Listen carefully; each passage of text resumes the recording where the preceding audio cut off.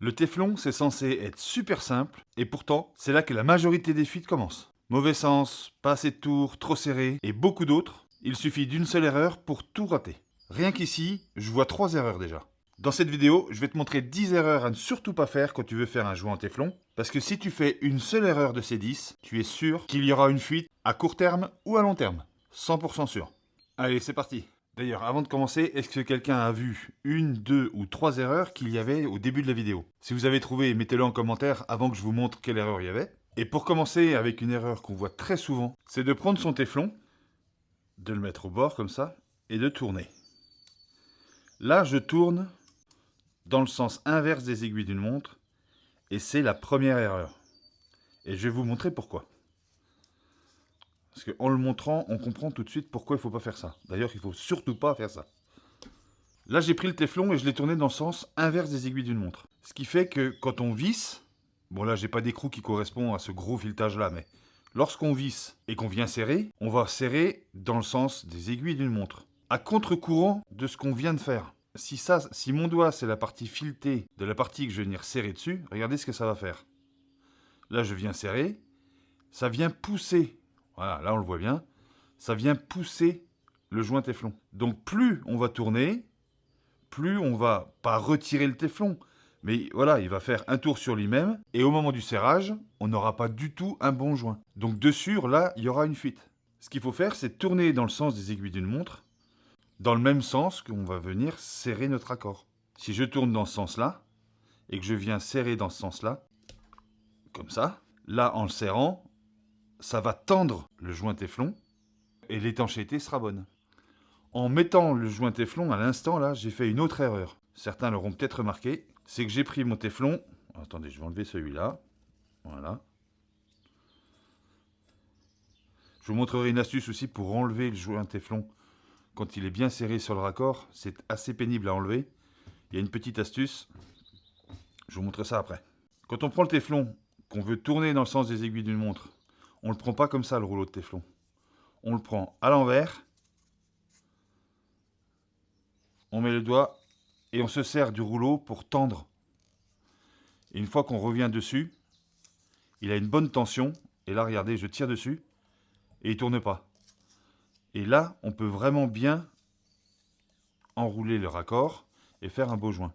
Donc on se sert du rouleau pour tendre le téflon. C'est beaucoup plus facile parce que généralement, comme le rayon du téflon est plus grand que le rayon du raccord, si on le met dans l'autre sens, comme ça, et bien au bout d'un tour ou deux, on se retrouve, regardez, je fais un tour, deux tours, vous voyez, je me retrouve avec une longueur et on finit par plus savoir qu'en faire. Une autre erreur classique, lorsqu'on a des raccords qui traînent dans les boîtes à outils, ou dans le garage, ou dans l'atelier, ils sont rarement tout neufs, ils ont déjà traîné, et dans le filetage, il y a souvent de la poussière, et c'est normal, ça traîne dans les boîtes. L'erreur, c'est de ne pas les nettoyer avant de faire le joint. On prend une vieille brosse à dents, une brosse à nylon comme ça qui coûte rien du tout, et on donne, faut pas perdre de temps, on donne juste un coup pour virer toute la saleté qu'il y aurait dans le filetage. Voilà, ça suffit pour le nettoyer. Si c'est rouillé, on prend bien sûr une brosse métallique et on enlève la rouille, au maximum qu'on peut. Mais ne pas oublier de les nettoyer parce que le joint de téflon sur un filetage qui est sale, c'est pareil, c'est une fuite, c'est sûr. Et ça m'amène à l'astuce que je vous ai dit tout à l'heure pour enlever le téflon. Lorsqu'on a du téflon qui est mis dessus, je vais le mettre à l'arrache, mais je vais le mettre quand même. Voilà. Quand on veut l'enlever et qu'il ne veut pas venir, parce qu'une fois qu'on l'a serré le raccord, une fois, ça a coupé le téflon. Il est coupé sur les parties supérieures du filetage. Donc c'est très dur à enlever. On prend une brosse métallique, on donne un premier coup dans ce sens-là. Là c'est un mauvais exemple parce qu'il n'est pas fait. Il n'est pas coupé, donc il s'en va super facilement. Mais vous donnez un premier coup dans ce sens-là, ça va déchirer les fibres. Vous faites comme ça, un coup dans un sens, un coup dans l'autre. Ça va couper le joint de téflon et ensuite vous faites un coup comme ça. Ça va sortir tout un brin de téflon, vous tirez dessus plusieurs fois et c'est parti. Ça évite de passer 10 minutes à gratter, à essayer fil par fil d'enlever le vieux joint de téflon. C'est vrai que c'est une galère. Donc la brosse métallique, si on n'a pas de brosse métallique, on peut essayer avec un cutter en venant gratter dans ce sens-là. On ne met pas la lame dans ce sens-là parce qu'elle n'ira pas dans le fond du filetage. On fait comme ça. Et après on vient le chercher, on le pousse et on l'enlève comme ça. Ça s'en va quand même relativement bien quand on fait ça. Après, si vous avez une autre technique pour enlever le vieux joint de téflon, dites-le moi dans les commentaires, ça m'intéresse aussi. Hein. Bon là, j'ai coincé mon raccord dans un tube pour vous montrer la prochaine erreur qu'on fait souvent. Et c'est de prendre son téflon et de ne pas faire assez de tours dessus. On veut toujours aller vite, et moi le premier. Hein. On veut toujours bricoler vite et que ça aille vite, mais du coup, on perd du temps parce qu'on le fait plusieurs fois. Moi personnellement, quand je démarre mon joint téflon, je fais un tour d'accroche pour éviter qu'il bouge, et je fais 5 ou 6 tours. Alors ça, c'est suivant le diamètre du raccord. Plus le diamètre du raccord est grand, plus on fera deux tours. Évidemment, il faut que ça remplisse le filetage. Mais normalement, sur les petits raccords, du 12-17, du 15-21, 5-6 tours, ça suffit. Là, j'en ai fait 1, 2, 3, 4, 5 et 6. Et normalement, là, quand je visse, je sens une résistance. Donc au serrage, de sûr, j'aurai pas de fuite, il sera bon. Donc 5-6 tours, pour moi, c'est bon. Mais lorsque j'ai fait ce joint, là, devant vous, là, tout de suite, j'ai fait une erreur. Et je vous montre. Normalement, quand on fait un joint téflon, on laisse les deux premiers, ou le premier, parce que c'est vrai que des fois, il n'y a pas trop de place quand même, on laisse le premier filetage libre, sans téflon dessus. Bon, là, j'ai fait l'erreur sans la faire, parce que il y a une couche. Là, on voit, à ce niveau-là, qu'il y a une ou peut-être 2 couches de téflon, donc c'est bon. Mais ce qu'il ne faut pas faire, c'est mettre trop de téflon sur le bord là. Vaut mieux charger vers l'arrière que vers l'avant. Charger vers l'arrière, quand vous allez visser, le raccord va venir sur le filetage, écraser le téflon, ça ne fuira pas, c'est bon. Le problème de le mettre trop sur l'avant, donc sur le premier filet, c'est que premièrement, on risque de ne pas pouvoir visser, parce que le raccord, faut qu'il vienne prendre dessus. Donc là, c'est facile, il vient prendre. S'il y a trop de téflon, jamais on viendra chercher le premier filet.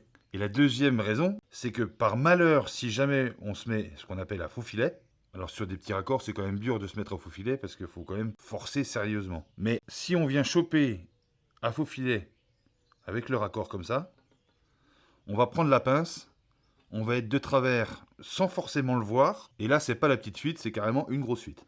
Et en plus, on abîme les deux parties, le mâle et la femelle. Donc si on commence le joint téflon sur le deuxième filet, en partant vers l'arrière, on est tranquille, on est sûr d'avoir une bonne prise et un bon joint téflon. Une autre erreur qu'il ne faut surtout pas faire, et ça je l'ai vu mais maintes et maintes fois sur des chantiers, cette erreur est même faite par des professionnels. Je ne sais pas comment ils se débrouillent. Soit ils n'ont pas le matos qu'il faut pour réparer, et ils font ce genre de truc. Mais dites-moi dans les commentaires si vous l'avez déjà vu, et je suis quasiment sûr que tout le monde l'a déjà vu. Le téflon, ça se met sur des filetages, mâle, femelle, on vient visser et c'est tout. On voit trop souvent du téflon sur ce genre de vanne par exemple, avec des raccords comme ça. Ça c'est des raccords à collet battu. Il y a un joint, on le met dedans, on vient serrer sur le raccord, et c'est tout. Quand ça fuit là, on met pas de téflon. On desserre le raccord, on change le joint, on remet le raccord, terminé. Si on met du téflon ici, je vais vous montrer, hein, ça va être simple. Si on met du téflon ici, on va venir serrer. Et même si on laisse le vieux joint, ça va fuir quand même. On met le téflon ici, on vient serrer. Ça visse, ok, on est content. Ça serre, on est encore plus content. Et on s'arrête. Oui. Sauf que là, lui, ben, il bouge toujours parce qu'il n'est pas plaqué. Là, il y a un plat qui vient sur un plat. Si ce plat n'est pas en contact avec l'autre, c'est foutu. De sûr, c'est une fuite. Donc, il peut y avoir un plat, un joint, un plat, ok. Mais si on fait ça et qu'on serre et que le téflon vient rentrer en force, enfin, si on vient forcer sur le téflon, de sûr, là, il y aura du jeu. Alors, il va peut-être pas se voir à l'œil, hein, mais il va vraiment falloir serrer comme une brute pour éviter ce jeu-là. Alors qu'on a juste à démonter, changer le joint. Alors oui, il faut avoir le joint, c'est sûr. Mais si on veut faire une réparation de fortune, parce qu'on n'a rien d'autre, et qu'on met du téflon, ben en dessus, on va avoir une fuite. Je vais dire 7 chances sur 10 d'avoir une fuite. Donc sur les raccords collés battus, pas de téflon. Et il y a même des pros qui font ça, hein. Je l'ai vu. Dites-moi si vous l'avez déjà croisé ce problème, mais je suis quasiment sûr que oui. Et du coup, pour rester dans le même domaine, lorsqu'on a un raccord comme ça avec un plat, on doit y mettre un joint. Et c'est valable aussi pour ça. Les durites qui ont du caoutchouc dans le fond. S'il y a un caoutchouc noir dans le fond, alors celle-là, elle a plus son joint, donc c'est pas trop parlant, mais normalement, il y a un joint noir dans le fond. En caoutchouc, on vient comme ça, on visse, le joint noir vient s'écraser sur le raccord, terminé. L'étanchéité, elle est là. Si on met du téflon sur le filetage, là, et qu'ensuite on vient serrer, on a le même problème que tout à l'heure. On va avoir du jeu ici, là, et ça va fuir, c'est sûr. Une autre erreur classique, c'est de faire un joint. Alors je vais commencer au deuxième filet, sinon de sûr je vais me faire disputer dans les commentaires. L'erreur, c'est de commencer un joint comme ça, ok, de s'apercevoir qu'on arrive au fond du rouleau, donc on n'en a plus, et de repartir. Si on fait ça, la deuxième couche de téflon va glisser sur la première couche de téflon, le joint ne sera pas à 100% étanche et on risque d'avoir une fuite. Pas à tous les coups, si on le tend bien ça peut marcher, mais si on peut éviter de faire en deux bouts le joint téflon, c'est quand même bien mieux. Donc regardez ce que vous avez dans le rouleau avant de commencer et ne pas sortir le téflon entièrement, le couper et venir après le poser, parce que là on n'arrivera pas à le tendre. Donc du coup on rentre dans une autre erreur qui fait qu'il ne sera pas tendu et qu'on risque aussi d'avoir une fuite. Quand je dis qu'il faut tendre le téflon pour qu'il y ait une bonne étanchéité, il ne faut pas le tendre non plus de trop. Parce que si on le tend de trop, lui il va avoir tendance à s'étirer, donc il va vouloir revenir en place, donc il va se déformer. Et on risque surtout de le casser et du coup de devoir tout dérouler pour refaire tout en un seul morceau, comme je viens d'expliquer tout de suite. Donc le tendre oui, mais avec parcimonie, quoi. Faut pas y aller non plus comme une brute. Il existe de nombreuses sortes de téflons. Chaque fabricant a un peu sa couleur de boîte. Bon, généralement tous les téflons sont blancs. Je regarde parce que peut-être que j'en ai d'autres couleurs, mais normalement tout est blanc, voilà. Mais il faut faire attention de ne pas se tromper de téflon. Celui-là, par exemple, il est super large, il est très épais. Je ne sais pas si on le voit bien à la caméra, mais il est très épais. Et il ne sert pas pour de la plomberie de salle de bain en laiton ou en cuivre. Il ne sert pas pour ce genre de raccord-là. Celui-là, il est fait pour aller en extérieur, sur des gros raccords en plastique, que ce soit pour de l'arrosage, pour de la piscine. Vu que les sections sont très grosses, on utilise du gros téflon pour éviter de passer 40 rouleaux sur un raccord, quoi. Donc essayez de bien prendre le bon téflon au bon endroit. Parce qu'à vouloir mettre du trop gros sur un raccord trop petit, on va avoir le même problème que tout à l'heure. On va déborder, on va pas réussir à le visser, on va être à faux filet. Bref, on va être plus embêté qu'autre chose. Donc ce gros téflon comme ça par exemple, c'est pour l'extérieur et pour de la grosse section. J'ai sûrement oublié d'autres erreurs, hein. Si vous en connaissez d'autres, n'hésitez pas à me le mettre dans les commentaires. Et si vous avez des questions aussi d'ailleurs, j'y répondrai avec un grand plaisir. J'espère que cette vidéo vous a plu. Si c'est le cas, laissez-moi un petit pouce, ça me fait plaisir, ça aide ma chaîne à grandir et ça me motive à faire d'autres vidéos. Pour ceux qui ne sont pas encore abonnés, n'hésitez pas, c'est avec un grand plaisir qu'on vous accueille sur cette chaîne. Je vous souhaite à tous et à toutes un bon week-end et je vous dis à la prochaine. Ciao!